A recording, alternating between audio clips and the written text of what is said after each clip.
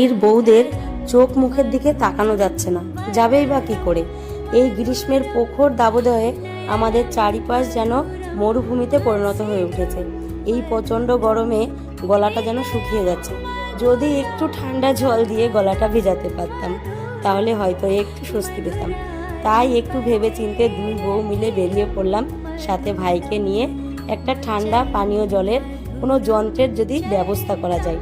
তাই আমরা চলে এলাম আমাদের এই বাড়ির পাশে এক ইলেকট্রিক দোকানে। বাহ, দোকানের ভিতরে ঢুকেই দেখতে পেলাম সুন্দর করে সাজিয়ে রাখা রং বেরঙের নানান ধরনের জল ঠান্ডা করা যন্ত্র।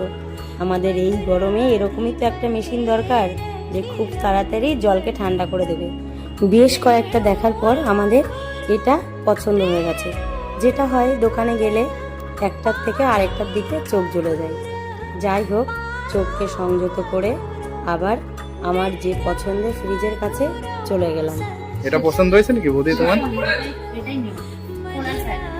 আমার খুব পছন্দের একটা কোম্পানি ওয়ার্লপুল। আর এর ভিতরটা, হ্যাঁ ভেতরটা দেখো, খুব সুন্দর, হেভি সুন্দর, একদম পরিষ্কার ঝকঝকে। বলো বৌদি, ভেতরের কাজগুলো পুরো পরিষ্কার না? বলো, সাদা। বাহ, খুব সুন্দর হয়েছে। এবার পার্টি দেবো, পার্টি। শুধু ফ্রিজ নিলেই হবে? ফ্রিজে তো কিছু রাখতে হবে। তাই তো চলে এলাম আমাদেরই বাড়ির কাছে স্মার্ট বাজারে। তাহলে আমরা কিছু কেনাকাটা করে নিই। আজ আসি, আবার পরে দেখা হবে। বাই।